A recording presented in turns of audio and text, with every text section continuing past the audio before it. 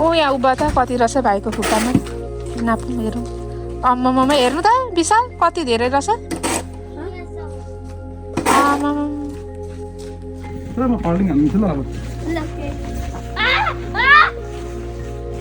Folding हान्नु ढाड्छु नभाच्नु है तर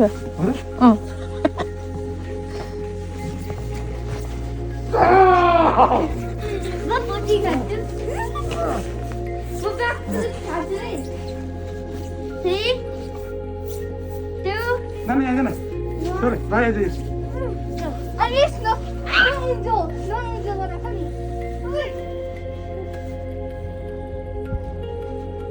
Pero kuta ji sa waya.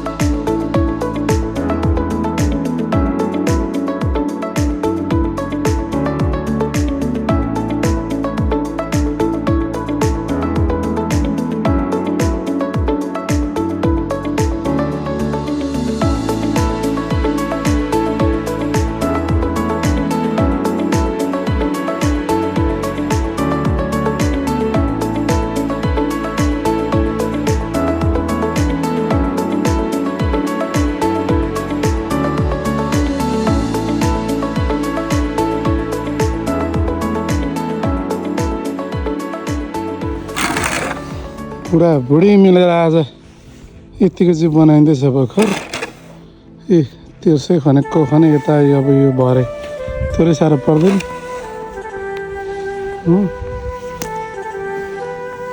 50 नलाइकन पो छ त फेरि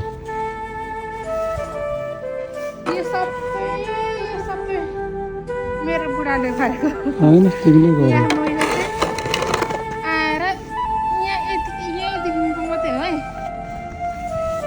अरू पनि निकै हो नि यति गर्नु पनि त्यो रहर लागेर हो क्या मलाई चाहिँ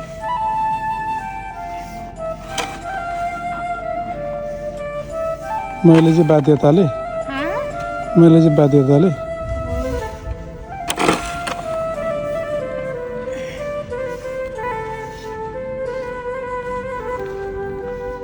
यहीँदेखिको हो मैले चाहिँ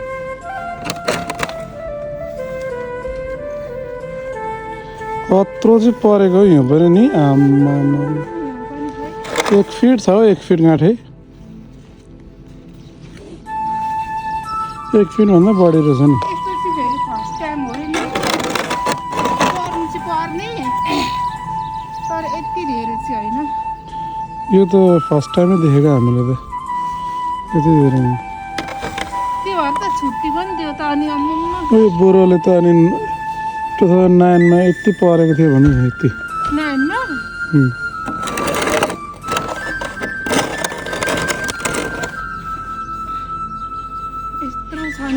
मेरो मेरो बुढा नि बाठो चाहिँ बाठो मान्छे हो है।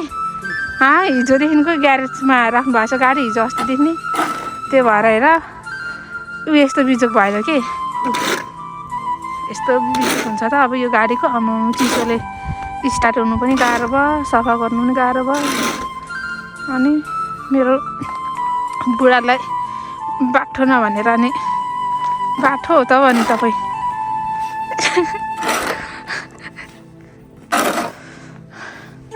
म त चिसोले मुख पनि बोली पनि लटपट्यो छ्या, यस्तो चिसो ठिरिरह के भन्नु र।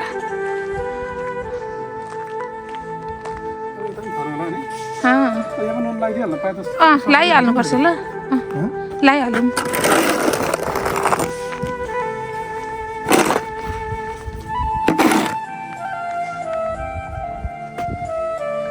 घुरेर आयो कि क्या आयो? ए होइन र,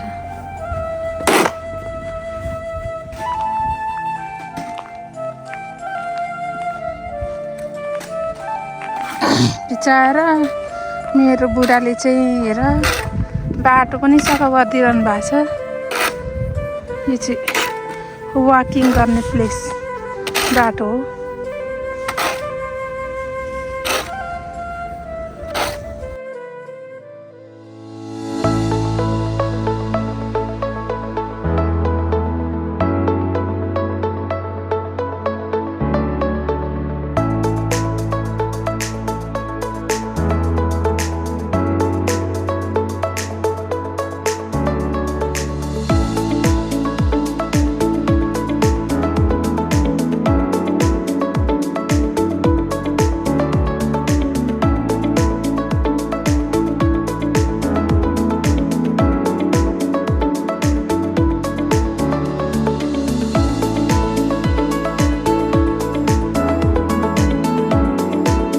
फाइनल्ली सक्यो यत्रो हिउँ सोरेर।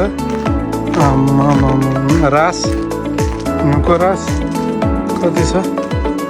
बाफ्रे बाफ्रे यस्तो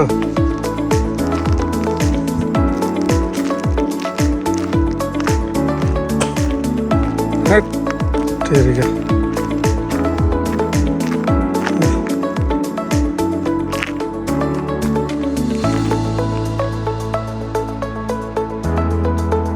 रोडको अवस्था यस्तो छ।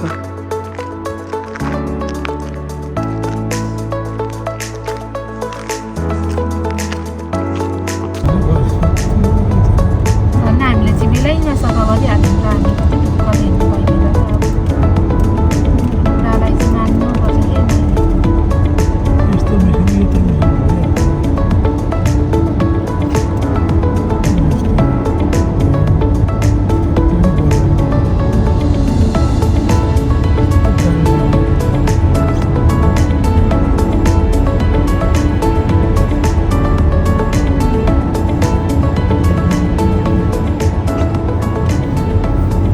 बाहिर हिउँको रास छ, तर यहाँ हिउँ परोस् कि पानी परोस् कि नपर्ला माथि पोलेर खाइरहेको छौँ हामीले।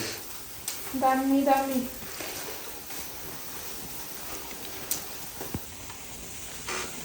यहाँ चाहिँ हिउँ आएर डेन्जर हिउँ। र यता चिजी पोलेर खायो।